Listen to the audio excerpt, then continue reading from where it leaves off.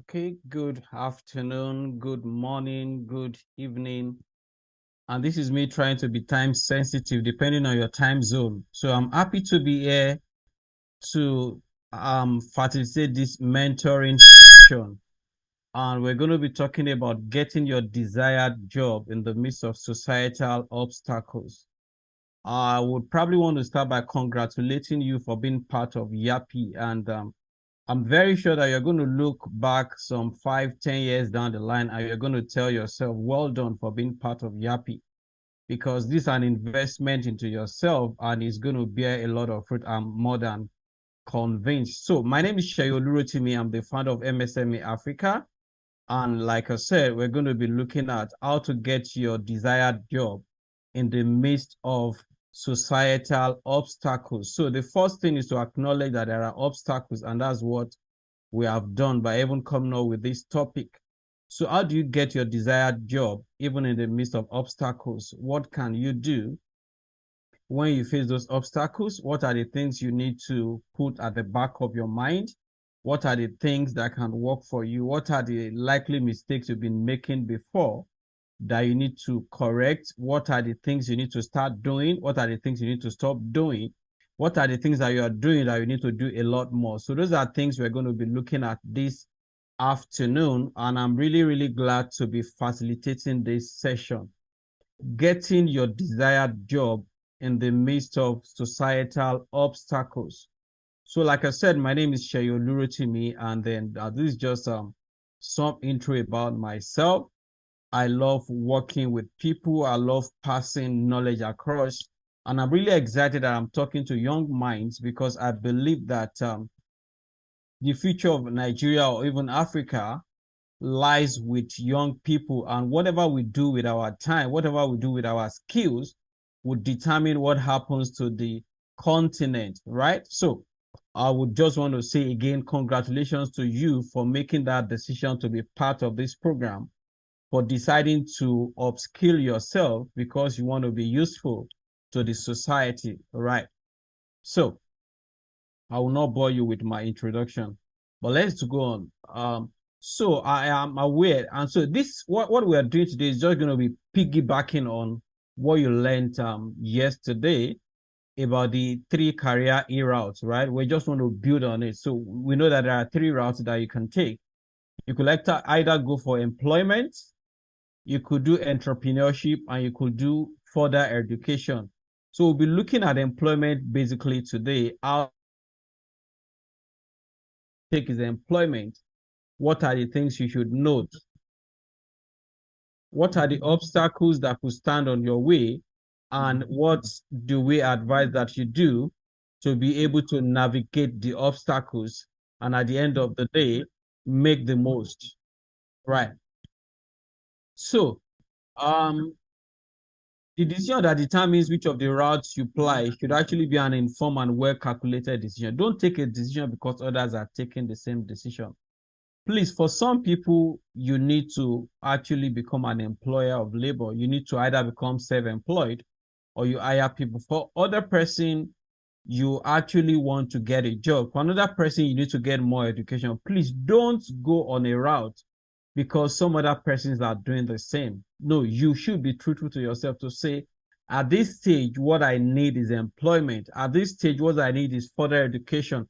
At this stage, what I need is to start my own thing. All right. So, and it's actually also possible that you make a success out of either of these three through adequate preparations, planning, and being determined. Those factors are very important. You must be prepared. You must have a plan. If you don't have a plan, then that means anything that comes your way, you grab it. You must have a plan, a very cogent plan that guides you. And then you must be determined. Why? Because there will be obstacles. Whether you want to go for further education within Nigeria or outside, there would be obstacles. Whether you decide to start a business, right, at whatever scale, whether you want to be self-employed or you want to become a business owner, you employ other people, there will be obstacles. And if you decide to go look for jobs, right, and become an employee, there will be obstacles. So what can help you navigate the obstacles is what? Preparation, planning, and determination. Then let me also state that you can actually do more than one. It's possible that you decide to do education, right? You want to get more education while you pick up a job with the skills that you have learned. So you can do two. In fact, it's possible to do three, but it's going to take a lot of effort, and it can be very demanding that you decide to become an employer, right? So you have a side, you can make it like a side gig. You are employed in an organization to practice your skill. Then maybe in the evenings or weekends, you do your own thing, right? That's employment, right? That's entrepreneurship. And then you can decide to get more education on a part-time basis. So who says you can enjoy the best of the three worlds? But of course, you need to ask yourself if your time and the resources you have can cater for this, so that you don't end up chasing three things and achieving none. You need to ask yourself critical questions. At this level that I am, what is the best route for me to apply? Employment, entrepreneurship, or education? Can I mix two? Can I have a mix of the three? You need to ask. But today we're going to be looking basically at employment. How can you get your desired jobs even in the midst of the obstacles in the market? Okay. So this is what we're going to cover today. We'll look at the reasons why employment is important. So some people have made it look like the best thing that can happen to you is to become an employer. So if you are still working for someone, that you have not made it in life, I'm here to debunk that, right? We have people that are actually in paid employment that are doing a lot better than people who decide to employ themselves or employ other people to run shows with them. So don't feel inferior because you have decided to pick up a job, right? So we also look at the Nigeria employment landscape, because this is our own context. We look at the societal obstacles to employment. What are the things that can stand in your way? Then, of course, it just makes sense for us to also look at how can we overcome the obstacles. Then we'll finish up with job search tips. Then after that, we'll have a window to entertain questions and answer. Okay. So I really do hope that we're going to have a lot of learning today and we're going to be fine. Okay. So let's go on. Do you have a strategy for getting your desired job? That's a question I want to ask. I'm sure some of you are very familiar with this guy on my screen. Okay. So whenever he does like this, he's talking about strategies, trying to plan something. So do you have a strategy for getting your desired job, or you are just hoping and praying that it will happen one day? Do you have what? A strategy for doing that? Do you have a strategy for doing that? We're going to look at that. Well, let's look at the landscape. Let's talk about a couple of things here and there. Let's talk about how you can actually become the best when you're trying to get into all of this. So why gainful employment is important? Why should you even consider being an employee? I mean, in these days where everybody's talking about sack your boss and what have you, why should it be something you want to consider? Oh, so I have a quote before I go into my points. I believe in the dignity of labor, whether with head or hand, okay? That the world owes no man a living, but that it owes every man an opportunity to make a living. And this is by John D. Rockefeller. I'm sure some of us have heard about John D. Rockefeller before. So there is dignity in labor, whether you are working with your hand or you are working with your head, right? Whether it's blue collar, white collar, whatever color you're doing, whether you're working with your hands or you're doing more of intellectual thing, there is dignity in labor. And the world owes no man a living, but it owes every man an opportunity to make a living. So that opportunity to make a living, we are looking at it in the context of getting a job right now. That's what we're looking at in this particular session. So the society owes you that opportunity, but it depends on you to make the best of it, right? So 2 people, 10 people can have the same opportunity and do different things with the opportunity that they have. Now, why is gainful employment important? Number one is that it gives you a sense of personal empowerment and fulfillment. It makes you feel fulfilled because you can actually be empowered to achieve your goals. So I want to do this, I want to do that, this is what I want to do with my life. employment could be the vehicle to take you to that place, right?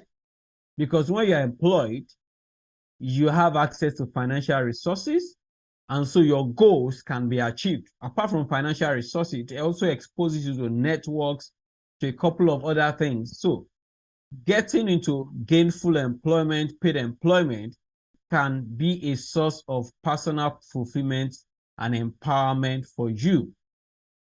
Number two, it provides economic stability and independence. So I know for some of us, when you were going to school, or when you're in some stage, at some stages,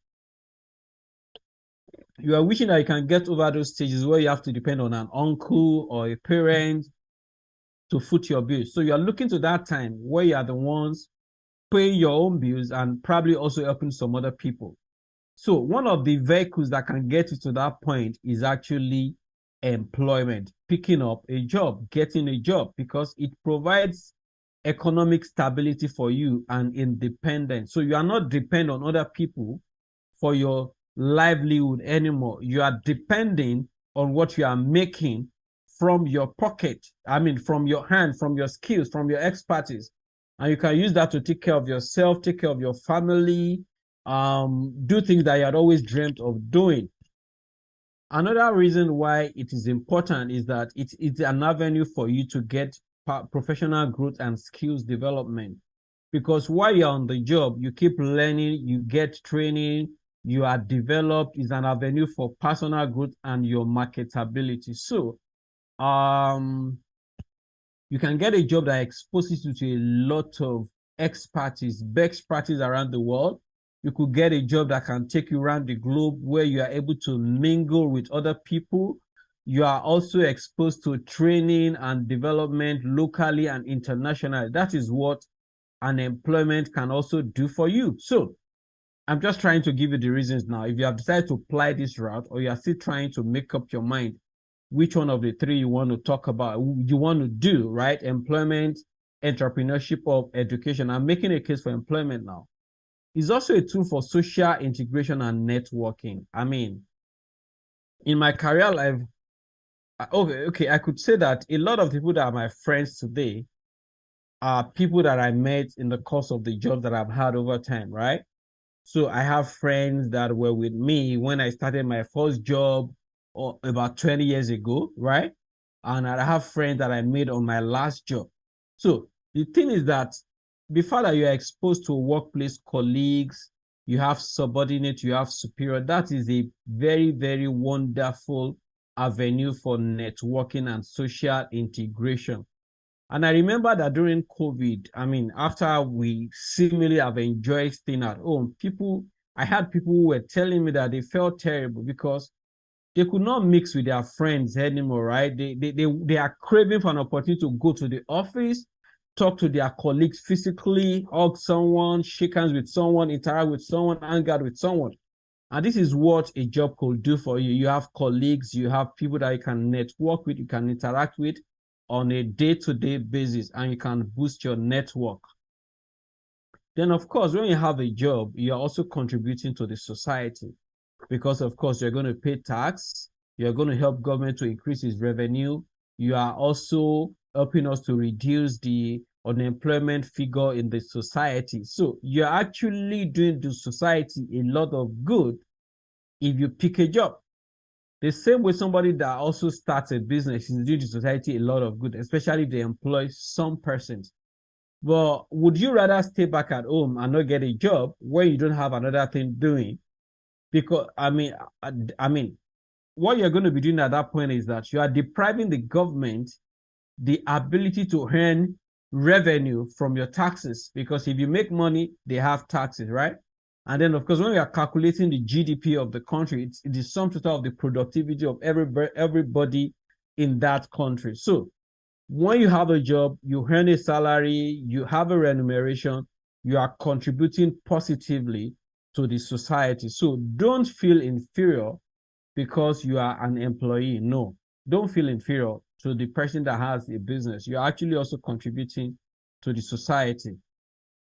One other reason why you should also consider being employed is that it's a means of improving mental and emotional well-being. when you are gainfully employed, and especially when you're enjoying your job, it has a way of affecting your mental health positively. You feel good with yourself, right? You feel fulfilled, and you are not as as you are not as likely to have mental health issue as the person who doesn't have a job.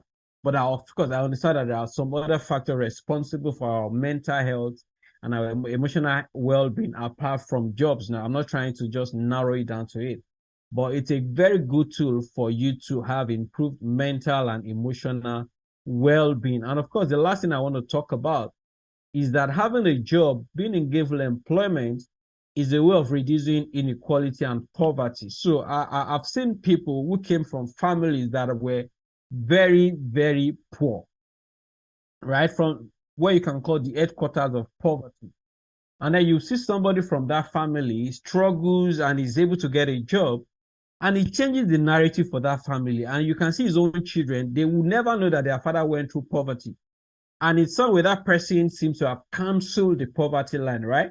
So getting a job could be an avenue for you to reduce inequality and poverty in the society, because you can actually change the cost of your family because you have a well-paying job that can cater to your needs and can increase your standard of living and the one and that of the children that you are raising, right? It can pull you out of poverty.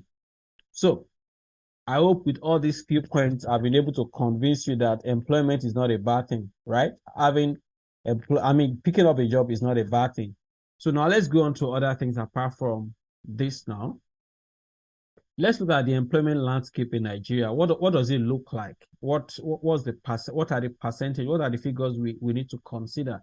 Because this is our context. It is believed in Nigeria that when you're searching for a job, it's also a job on its own. Okay, I will not I'll go to my data after now. So when you're searching for a job in Nigeria, I don't know of other countries, but it's believed that is a job on its own. That if somebody asks you, what are you doing for a living at this moment, you can say, I'm searching for a job, because it's actually a whole lot of things. It takes a lot of effort to land a job. There are job opportunities sincerely, but there must be a strategy that you are using to search for your job. A lot of times people just feel like, go to school, get a good grade, go for NYC, finish up, relocate to Lagos, and you get a job. And sometimes you will get it totally wrong if you do that. So there must be a strategy that is applicable to you that you are using to get a job because of our landscape. So in a country where we have over 200 million people, you definitely know that it takes a lot for you to get a job. So our population is a big factor when it comes to obstacles that are facing us in getting a job. We're actually a lot in Nigeria, and it doesn't look like it's going to stop anytime soon. We are also a very youthful population. The average age in Nigeria, I think, is less than 25. I don't want to quote from, but I think it's less than 25 or less than 30. So it's a very youthful population. It means that a lot of Nigerians are actually in the labor market.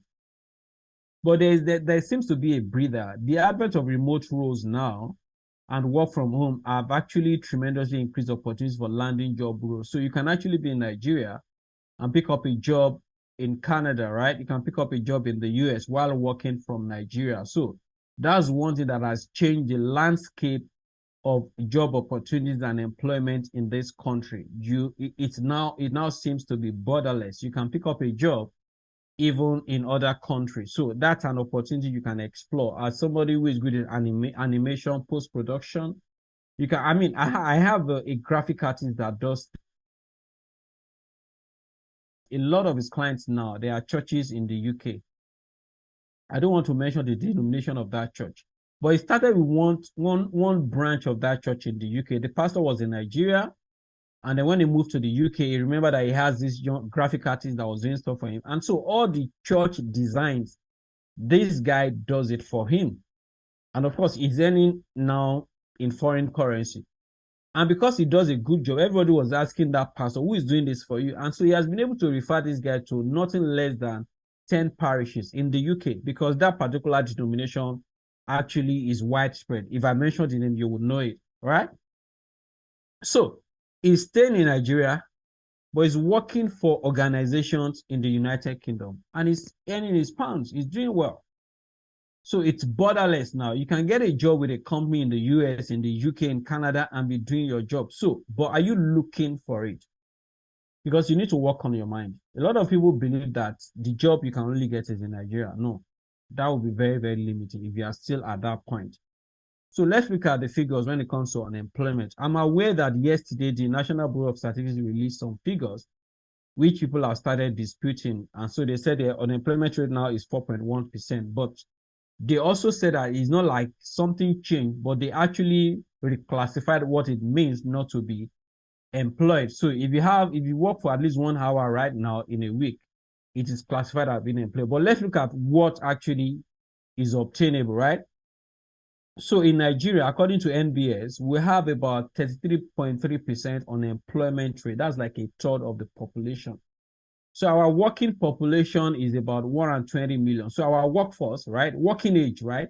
The people that can work, that have attained that age of working, they're about 120 million. While, of course, we know that not everybody that has attained that age can actually be part of your labor force. Some are not able to work due to many reasons. So our labor force is about 80 and about 70 something million. The ones that are fully employed are less than 40 million. The underemployed, okay, so the underemployed are about less than 20 million. And the ones that are working for less than 20 hours are just around 10 million. So you can actually be employed or underemployed. If you are doing less than 20 hours in a month, you are in a week, you are underemployed, even though you have a job, but you are doing less than 20 hours, you're underemployed. So this tells me that these figures are staggering. A large number of people are not employed. A large number of them are underemployed. A large number of them are on jobs that they are not happy about. So how do we ensure that you are not part of that statistics? How do we ensure that you are taken out of this? That's what we're talking about. What are the things that can help you land your desired job despite all the obstacles? So it's good to show us what it looks like in the market now so that I can know what you are contending with. Okay. Now, what are those obstacles to unemployment? Let's take them one by one. I think I have about 5 or 6. Okay, I think it's a bit more than that. Number one is discrimination. Whether we want to agree or not, this thing actually exists in the workplace, in the market. But a lot of time you don't get to know. You go for interviews where people have decided who they want to hire. And they just want you to come and be part of that interview so that they can add you to the numbers. Sometimes that is not the case. But when they see you, because you are not from their village, you are not of the gender they prefer, or you are not their kind of person, you might not get the job. So that's a big obstacle. Discrimination based on race, gender, age, religion, and every other thing. So when you know this, you would know how to prepare yourself for the marketplace. Another thing is your socioeconomic status. So whether you are in A, B, C, D, or E, it will affect you. So when I say here, those are the affluent, right? B, C, and it comes down to D and E. If you belong to the D and E socioeconomic class, it means that your network is not thick. And it also means that, a lot of jobs people would get because of the network that they have. People would get a job because their dad knows somebody that knows somebody that knows somebody, and they can just settle it over a phone call. And the next thing is they will tell them, send your child to come and pick up the job, or send them to come. Let them bring their CV.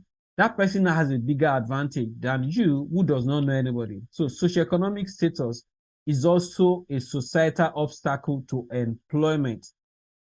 The other one is lack of access to education. If you don't have the right education, you might not get the kind of job that you desire. All right. So I know people that when we finish secondary school, they could not go further. And so they had to go and pick up a clerical job or some kind of job somewhere. And I remember that some of those guys were feeling on top of the world at that time because they were making money while we decided to proceed to higher institution. But the difference, became very, very obvious after like 5-6 years when we're done with school and we went for youth service and we're able to pick up jobs as graduates while they are still working based on their school certificates. So lack of access to education could also be a problem why people don't get jobs. And that's why I'm happy that you are being exposed to Yappi, and then even whether it's formal or informal education, whether it's skill that you're acquiring, it's some form of equipment. It's some form of equipping, right? It's equipping you for the marketplace. And of course, disability and accessibility issues is a big factor. Some people will not get a role because of their disability, then limited job opportunity in certain regions. And so that's why people also have this belief that when you finish from school, dust your CV, dust your travel bag, and come to Lagos. So I understand that in some places, they might not have as much job opportunities as they do in some other places. That's a factor. But at the same time, be very sure that you really want to take that trip. And especially now that people can actually work from home, they can work remotely. So I have people in my workforce that I've not seen face to face. I have somebody that is in Abuja, I have somebody in Ibadan. Our office is in Lagos, and everybody's doing their jobs. And then I have friends that employ people that are not even based in Nigeria. So that might actually not be an obstacle again in some sectors or in some situations. Then another factor is the fact that the number of job seekers have actually exceeded the number of jobs available. And that is very obvious to everyone. And that's why employers feel like they are doing you a favor. Some employers feel like they are doing you a favor when they give you a job. But the ideal situation is that you're actually bringing a value on the table, and somebody has agreed to pay you based on that value. So it's meant to be like a mutually beneficial relationship. But when you have too many people chasing few jobs, then of course the person giving out the job becomes like the superior party in the whole arrangement. Then, of course, people now talk about how employable our graduates are, not just graduates now, people that are looking for jobs. It looks like the quality of education and the quality of skills being acquired these days have actually really reduced, and then people are not employable. And so they're asking them questions at interviews, or they get them to work and they can't actually deliver on their roles. So that's another problem. That's another obstacle to getting your desired job. So you might actually have a first class or second class, whatever. And then when you come out to the job market, we'll find out that you're actually not employable, because apart from the hard skills, do you also have soft skills? Can you work in a team? Do you have leadership capabilities? Are you a team player? Right? Do you have emotional intelligence? Those are skills that are also desirable in the workplace. And if you don't have them, that might actually water down your employability. Now we have identified the obstacles. Let's quickly go on to how we can overcome the obstacles, and then some other things that can actually become very beneficial to us. I really do hope that we're learning something. We are unlearning some things, and we're relearning a couple of things here and there. Now, how do we overcome these obstacles to getting our desired jobs? Number one, you must have a positive mindset and you must be determined. And let me share a personal story. So in secondary school, I found myself in science class because my school principal, based on my GS3 result, then felt like I should be in science class. So they pushed me to science class, but I never liked science. So I didn't feel I passed out in flying colors, but I knew that science was not a thing for me. So when I was writing JAM, I wrote government economics and which other government economics and I can't remember which other one now. But I didn't do sciences in my JAM basically. But because I didn't offer literature in secondary school, I could not get the course that I wanted to study. I could not get mass communication. So I found myself running away from science, and then I landed somewhere. I studied accountancy. I just wanted to run away from science, but I found out that going for accountancy was not also the best for me because I struggled with financial accounting. But the long and short of it was that I graduated from school, with a degree in accountancy, but I told my classmate that if you ever see me writing ICANN, come and tear my script in the exams up, because I knew I wasn't going to practice accountancy. So I wanted to do things around communications, advertising, public relations. And then when I was in school, I was either being editor of one journal, or I was doing something that have to do with communications and public relations. So I knew that that was what I wanted to do. Just be patient with me as I tell this story. So when we left school, I told myself I needed to get a job in an advertising agency or a PR agency. But because of what I had at that time, I could not get it immediately. So I got a job as an account officer in a firm. And then thankfully, the time we're meant to resume, they did like should I call it a reshuffle now? They gave some of us opportunity to pick up another role, to pick up other roles. So I ended up becoming the customer service person instead of an account officer. And I really, really was happy. But of course, that was not where I was going. I'm talking about positive mindset and determination now. I wanted to work with an advertising agency, and I was really determined to do it. So I started looking for professional certification in advertising. So I got to know about APCON, which now had become ACON, Advertising Regulatory Council of Nigeria. I think that's what the name is now. I started writing the exams, and I started looking out for job in advertising agencies. And the ones I spoke with, some of them will say, oh, you don't have a degree in mass communication. You are not an art student. So but I was waiting and waiting and waiting until one day, after many months, somebody called my organization. You remember I told you I was in customer service. I was at the Samsung service center. The person placed a call and he said he needed some repairs with one of his TVs, and then my job was to take the calls, right? Take their complaint and assign the job to an engineer. So when he gave me his details, I found out that he was working with an advertising agency. I said, wow. And it was the head of finance. So I got the engineers to go fix his television, very big TV like this. And so after they have fixed it, I ensured that I called him a couple of times to find out if they fixed it well, if there was anything we could still do for him. And so we became friends. He was very, very happy that I followed up and I ensured that they did his job for him, and it was still on warranty, so he didn't have to pay couple. Then after that time, I knew what I was looking for. I called him up and I said, even though I'm doing this job, I really want to work with an advertising agency. And I said, what did you study? I said, I studied accountancy. And I said, well, you can work with me in my finance department. I said, no, sir. I don't want to work in finance department. I really want to do core advertising. And he said, it's going to be tough. I said, what I just want you to do is just allow me to have a link to the HR person. Let me come and write the test that every other person would write. If I don't pass the test, you can answer.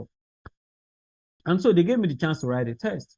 I passed the test. I did the interview. I'm like, this guy doesn't look like somebody that studied accounting. I said, my interest had always been in advertising, public relations, and that's why. And I've started even writing the professional exams. And they said, okay, we're going to give you a try. And so I became one of the graduate trainees after some months. And that was the beginning of my adventure into the marketing communication industry. And I looking back today, it was actually a lot of determination. I was looking out for somebody that would connect me with that opportunity. And so because I was looking out for it, when I got that call, I was able to take note of the details of the person, and I knew it was going to be the link. If I had given up, I'll probably be a frustrated accountant today. All right. So determination and positive mindset, very, very important if you really want to overcome these obstacles. The obstacles are there. They are not about to go away, but you can overcome them. All right. Then, of course, you need to embrace skills development and continuous learning, especially in this age where the barrier of knowledge keeps advancing like every other day.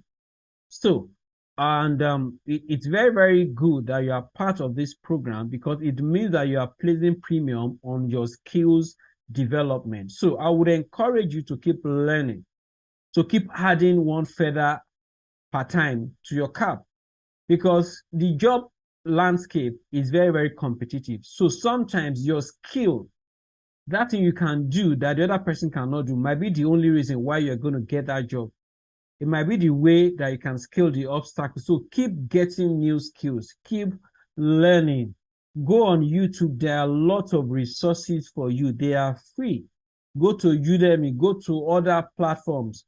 And sincerely, I would say congratulations to you for being part of this program. And I'm expecting that when you are done with this, you are going to be one of the finest animator, one of the finest post production experts that we know. I mean, in the landscape.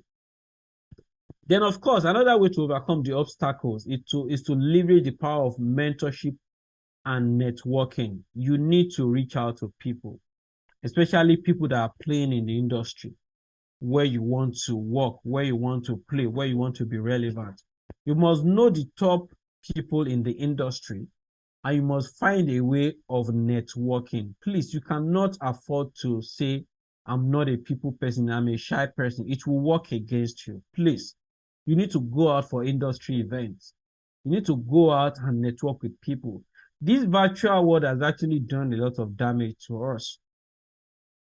And why did I say that? Recently, I decided that I would go back to attending physical events. And the last 3 months, I can tell you that the quality of networking that has taken place at my physical events, there are 100 times what I could have gotten from virtual. So virtual event will say, okay, after all, we can network, we can talk. In the chat box, you can talk to people. It is not the same thing as being able to talk to people face to face, seeing them at event, talking to them about what you do, your skill set and your expertise. So anytime you have the opportunity to network with people, don't take it for granted. And of course, you can also network virtually. You can join WhatsApp groups of people that are in the same industry. I've been in groups where somebody would just, I was facilitating a session yesterday for the US consulate, and I got that opportunity in a WhatsApp group that I belong to just about 4 days ago. Somebody just said that we needed somebody that can do this and that. And I went to the person's GM, told them I could do it, send them my profile, send them my LinkedIn profile too. And they said, no, you are the one we are waiting for. That is networking. So please don't stay on your own and be open that you're going to get that job. Then another thing you can do is to use volunteering to get a foot in the door. So I have an employee that has been with us since 2020, is it 2020 or 2021? And I remember she started with us as a volunteer. In fact, I just went to that platform where they say you can get volunteer, and I said I needed this particular skill set. And within a few days, I got some profile. And I called this lady and I said, are you really sure you want to volunteer? What is your motivation for volunteering? And she said she just want to give back to the society. And she was not asking for anything. I remember the first month I said, okay, we're going to give you stipend for communication. She said it was not necessary, but I insisted. So we're just giving her, I think, maybe 10K or 20K for communication. And she was doing her job dutifully. Then one day a friend called me and said they needed somebody that could do something for them, that could do a particular role. So I passed it on. I just told this lady, can you help me get somebody for my friend that actually has like an attitude like yours? And she said, I know I can do it. That she was already having issues in the place where she works. So I need to mention that when she was volunteering for us, she also had a job. Okay. But she would volunteer at her spare time. Okay. So she moved on to work with my friend. And then after some time, she had to move on again to another place. And then she was having serious issues in that place. Serious issues. And at that point, we're looking to expand. And I said, no, I think we are willing and ready to take you on at this point. And as of today, she's like one of our top 3 employees. And she's doing amazingly well. She got a foot in the door because of networking. Because of volunteering. She never knew that she was going to become a full-time person with us. But right now, that's who she is. So sometimes you just want to volunteer, especially because you are aware of different obstacles. Some people don't want to try out. They just believe that you're not the best person. So you want to prove them right you want to prove to them that you can do it. Just tell them, I don't mind volunteering for you. Can I come around maybe once or twice in a week, do 2 hours with you, and then you can see what I can do. I found out that from experience, people are object to somebody volunteering for them, because I mean, you're bringing in your skill and you're not asking for too much. You're not asking for anything, but they would, I mean, ideally should decide to probably give you a stipend or something. So volunteering is a very, very wonderful tool for overcoming the obstacles to employment, because it can open the job for you. It can open the door for you. You can also serve as an intern, right? I've seen people that were interns when they were in school. They came to intern, and by the time they are done with school, when they come back to the organization, nobody will tell them that we don't know you, because they've seen you already. You have actually acclimatized with them, and it becomes a lot easier for you to get that role. Then the last thing I will say is you need to deliberately show up your network, especially if your socioeconomic class is not high and is not up there. If your network is not rich, this is the time to show it up. This is the time for you to deliberately attend events where you can meet people, where you can interact with people that matter, people that can actually decide a lot of things in your industry, people that can open doors for you to get jobs. You need to deliberately network with them. You also need to, I mean, let me not jump ahead of myself, but these are ways for you to overcome the obstacles that we have identified before and ensure that you can get your dream job. Okay, so where can you get jobs? Where do you need to look out for jobs? Number one, you can check online job portals and blogs. So you have a lot of job portals. You have Jobberman, you have Job dot whatever. Check them, but be very, very be very intentional about the kind of jobs you're looking for. Some of them will allow you to set your alert for certain jobs in certain categories. So take advantage of that. And then if there is an organization you are looking at getting a job from, sometimes they don't advertise their jobs on job site. You might just go to their website and then there's a career section there. You want to click on that and find out if there's any vacancy. You also want to join a professional network or a professional network where you can have access to industry information. A lot of times people will not advertise their job. They will talk to someone and say, can you help me get someone that can do this? I get a lot of those requests from time to time. Somebody is saying, I need somebody that can handle this role. And because you are in that industry, can you recommend one or two or three people? It happens a lot of time here and there. Okay, so your network is very important. You can also talk to recruitment agencies if you have to do that. They can put you in their database such that when they have a role that looks like your profile, they can call you up. Then, of course, social media, LinkedIn, Facebook, WhatsApp group, and others. I got a couple of, I've gotten a couple of employers or potential employers reach out to me via LinkedIn for roles before. And I know it is for so many other people too. So how active are you on LinkedIn? What's your profile looking like? Because before somebody will approach you to say, can you take up this role? They will have check out your profile to see whether you are the ideal person. Then, of course, you can go to job fairs, networking events, and other places to look for jobs. But like I said earlier, getting a job is a job on its own. So you must have a strategy to say, okay, every week I would update my LinkedIn profile. Every week, I will write something on LinkedIn that position me as an expert. Every week, I will check out the website of 4 organizations in the industry where I want to work. Or every day, I will check that job site. Just have a timetable, a schedule that can help you and ensure that you are being strategic and you can take advantage of those roles when they are open and you are not just living in the dark. Okay, I'm gradually rounding up so that we can take questions for 10 minutes. So those are places where you can look out for jobs.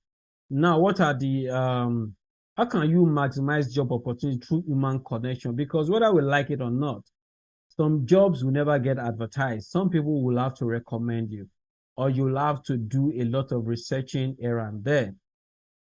So you need to start researching employers. Sometimes you want to work in an organization and they are not even talking about a role that is open. Do you want to check them out on LinkedIn? And then when you check LinkedIn, you can see people that work in that organization. You can see maybe their head of HR, their chief talent acquisition officer. Do you want to send them a personal message with your profile? Or do you want to get on their page and then start being friendly with them. They make a post, you also contribute meaningfully and knowledgeably, so that they begin to see that this person actually is knowledgeable in this field. And so by the time you tell them, I'm actually looking for a role, they say, we have this role. And because they've been able to experience your expertise, they can be confident to tell you to come for that interview, right? So you need to research. LinkedIn is a very, very vital resource. If I'm trying to get across to someone in an organization, I go on LinkedIn and I connect with the person. I interact with them. But when you're doing it, don't just jump on them. They accept your connect request, and the next thing you are saying, please, I need a job. It doesn't make sense, right? Try to create some rapport before you do that. Then, of course, improve your knowledge. Reach out to people you know to help you get a job. Talk to that your uncle, your friend. Let them know that you're not asking for money this time around. You're asking for them to help you get a job so that you will be independent, right? Then, of course, meet people who can hire you via referrals from people you both know or via employee referrals. So you want to talk to somebody who knows somebody or an employee who works somewhere and they can refer you. And sometimes too, your relationship with your colleagues can actually help. I have a mentor in the banking industry, is retired now. And so I was an intern at the bank where I met him. And when he left that bank, it was because somebody who was like a mentor to him, a superior, right? His boss in that organization moved on to another bank. And he pulled him along because he knows that the guy is a performer and is a good person. And so he pulled him along and he skipped one post and one level, right? So let's say for instance, he's meant to become a senior manager. It became he's meant to become an assistant manager. It became a deputy manager. And so everywhere his boss was moving to, it was pulling him along with him, and it was skipping posts. And in 10 years, he was on a position that was higher than most of his colleagues, most of his contemporary, because he had somebody that was pulling him along because he could deliver on the job. So networking with people, human connection actually does a lot of magic. It is not every job that will be advertised. Somebody somewhere will remember you, that you can do a good job, and they will offer you the job on a platter of gold. All right. So very important. So now let's quickly run down and let's talk about the tip for landing your desired job. I have just 3 slides for that. Number one, you need to define your goal from the beginning. What kind of job are you looking for? If you have decided that your own route is employment, what role are you looking for? Please, I hate it when I ask people, what do you want to do? And they say any job that comes my way. It's a turn off. So what role are you looking for? I know your expertise is animation, post-production, whatever. But what kind of role are you looking for? Are you looking for a job in an agency, or you are looking for a job in a place, with a client organization?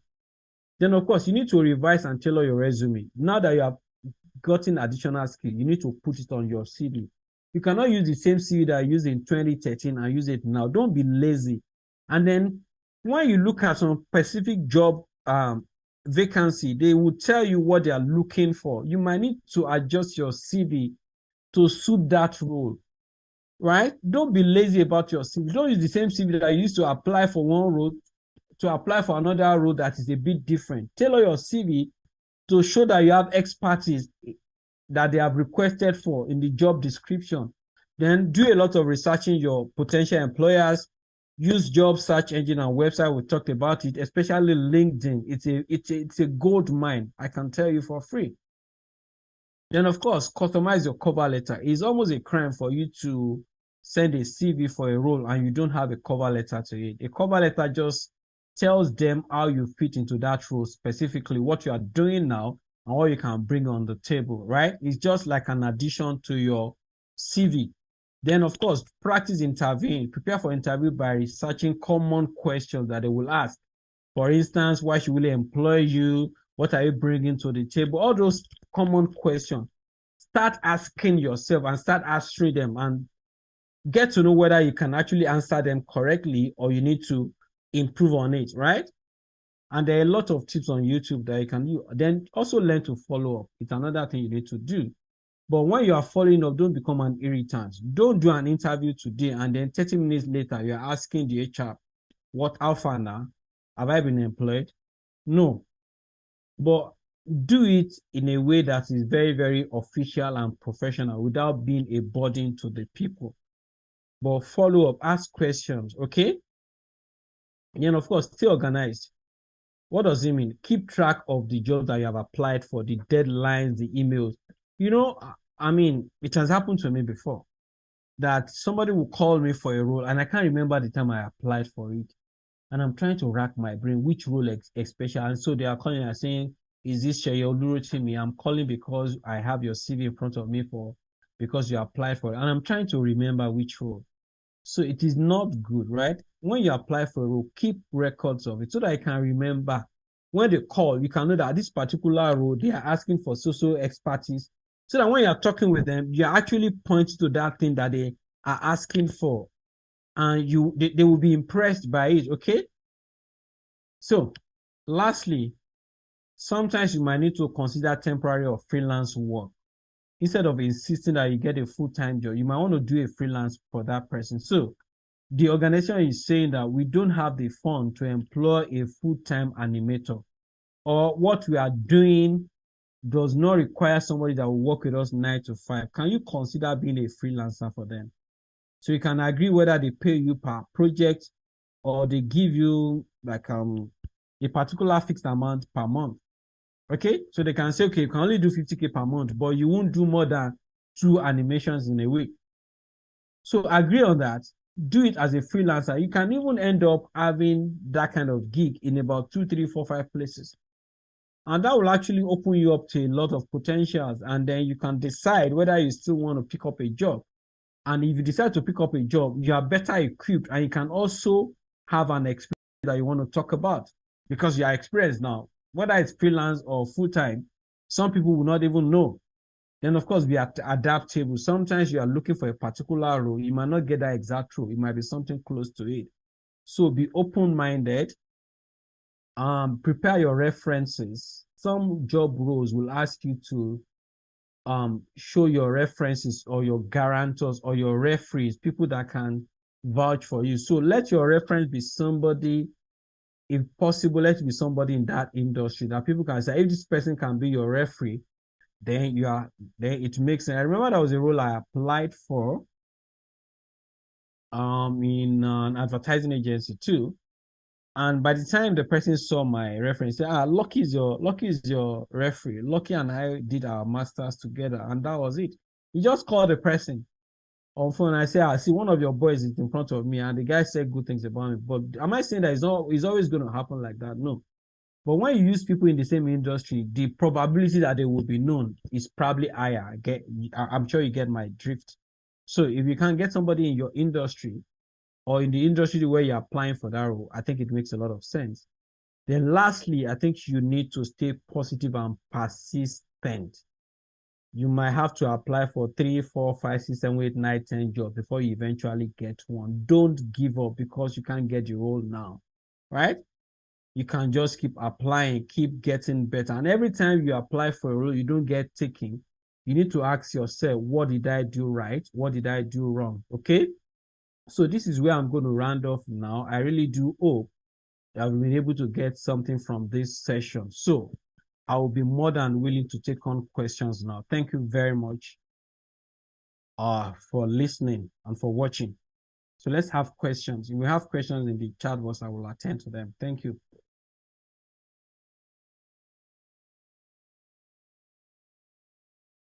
Do we have questions?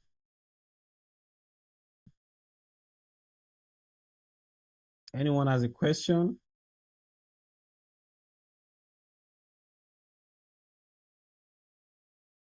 So if there are questions, I'll be willing to attend to them in the next few minutes before we round off. Any question?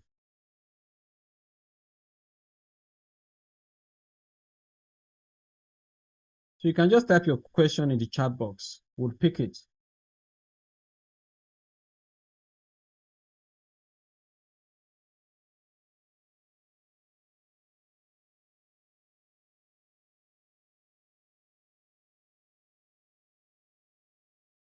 Okay. So while waiting for that, I'm sure you've been able to learn that for you to get your desired job, nobody promised that there won't be obstacles, but there is no obstacle that is insurmountable. One of the best tools that you can have is a positive mindset and determination, telling yourself, I'm going to get it. So the fact that I don't have the job today does not mean that I am always rejected. And there's also another thing that you need to overcome. You need to overcome limiting belief. I remember when I just got out of school, there were some places I never applied for job because in my mind, I felt like this kind of job is not for me. And that's a lie that we tell ourselves. And when you start believing things like that, that this kind of job is not for me, you're actually shortchanging yourself. Okay, so you need to tell yourself that I can get it. Don't let anything limit you, especially yourself. Don't be the reason why. Don't be the reason why you are not looking for that job because you thought that is not for somebody like you. Okay, so I'm seeing a lot of okay, so I'm seeing comment. Thank you also. So, sir, will you advocate for Yappian to strive for entrepreneurship than paid employment? So, it's neither yes or no. I think number one, you need to look at yourself. You need to understand yourself at this level where you are. For some of you, you will still go into entrepreneurship. But for you to have some stability, you need to pick up a job. Even if you do that job for 6 months, 1 year, you're able to save up so that by the time you venture into entrepreneurship, you are able to have some stability. You know, it's a very terrible thing for you to be broke. I've been there. I started running my own business in 2011. That's some 12 years ago. And I had bad days, I had good days, right? At some point, I had to go and pick up a job again. But what I realized from that experience is that if you want to start entrepreneurship, have some level of buffer, have some things that you are resting on because some days you get business, some other days you will not get. So if you are not stable, you might just want to consider picking a job while still doing, like I said earlier, you can actually do both. You can pick up a job and at your spare time, maybe in the evenings or at weekends, you can also be a self-employed person. So while you are freelancing, but don't become an entrepreneur because other people are doing it and then you are struggling to stand on your foot. Because for you to set up a business, there are some basic things that you need. Do you have the finances and the means for them? That's very important. I know everybody's saying get a job. Employ people, become an employer, but are you ready for it? So you are the best person that can answer that question. Okay. So let me see the other question. You harvested data from your former job. Was it ethical? Well, I'm trying to remember the instance that was referred to now. Harvested data from my former job. I'm trying to remember what you're referring to. Okay, I also want to know how to set up a professional LinkedIn profile. If you know your way to LinkedIn, just go and study the LinkedIn profile of people that you respect, right? That's how to set it up. I know there are some people that say they can help you set up your profile. There are a lot of them on social media. If you want to go with them, do. But go check the people that you think are making sense. Number one, they have a good headshot, right? They have a bio that describes who they are and what they do. They also are always making meaningful posts that will position them as experts in their industry. They're always making it.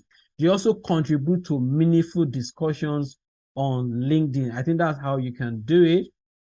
All right. So how do I set it up? I think I've answered that. Is it okay to have a job while in the university as an undergraduate? Why not? So I know a lot, especially for startups now, I know a lot of people that are in university that are working as front-end, back-end developer, UI, UX designer.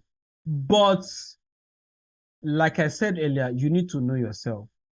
Can you accommodate that job with your degree? Because if you have a job and then you end up with a third class or a pass, it's a problem. And it will take a lot of effort for you to explain to the next employer that this is why I did not pass well.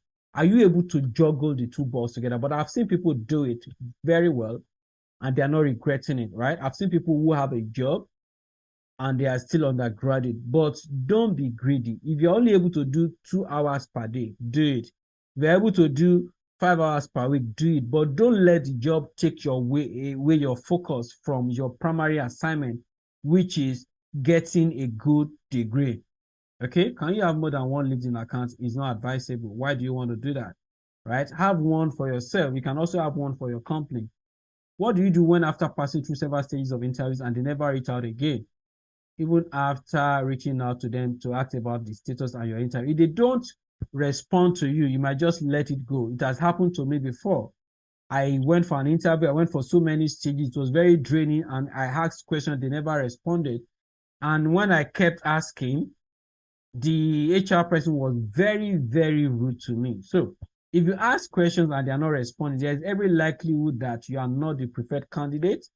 They have chosen someone else, or they have decided not to even employ anybody for that role again. So don't be a nuisance. Just leave it at that. Sometimes they might come back to you after 1 year when they have another opening. But if you were pestering them, you might irritate them and they will not remember you in the future. Aside from looking for a job, how can one get a good starting plan to stand as an entrepreneur? Apart from getting a job, how can you get a good start? You can partner with a fellow entrepreneur, right? That can also be a leverage. So in that case, maybe the person has an office already. You are not looking for office. The person has a clientele base so that they are not able to service. So you can partner with that other person and you are both servicing them. And of course, you must agree on your terms. Let everything be agreed on before you go into that kind of relationship, okay?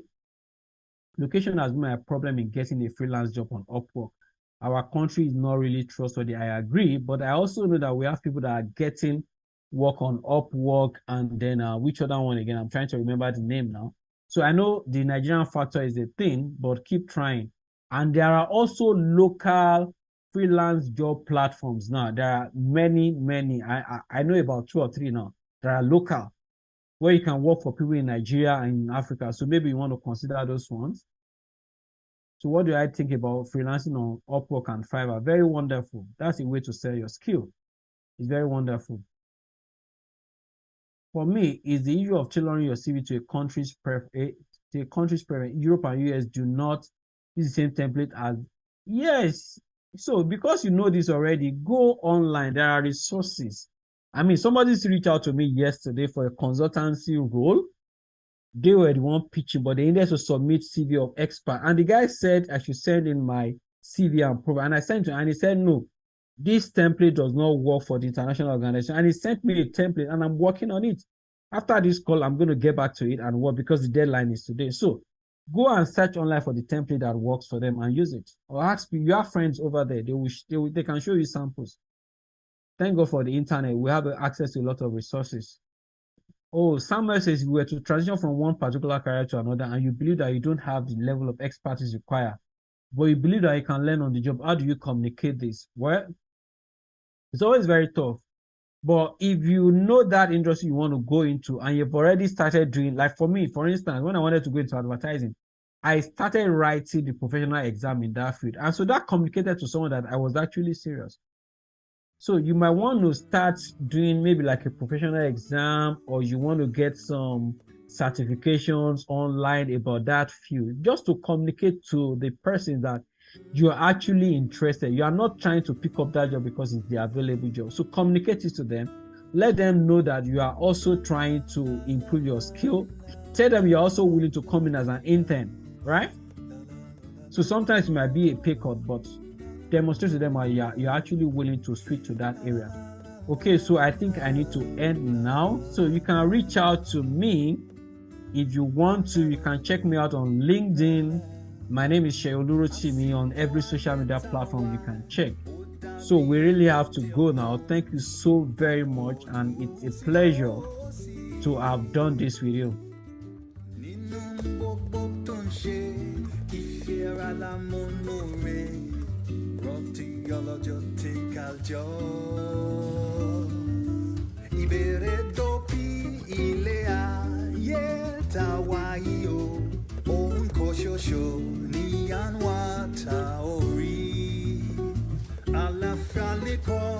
Lole te wa lorun eni ba fe kobo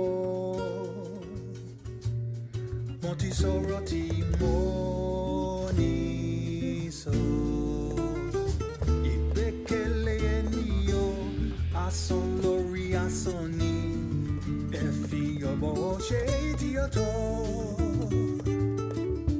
Ohun rere tí à ń ṣe ló lè mú ayé tòrò. Rántí ọlọ́jọ́ tí ń kájọ. Kí ohun tí à ń wá tí à ń fi yá jára wa. Tábà wo ló tún tá sí wo lọ́wọ́ sí. Àlàáfíà nìkan ló lè tẹ́ wa lọ́rùn. Ẹni bá fẹ́ kó bọ́. Mo ti sọ̀rọ̀ tí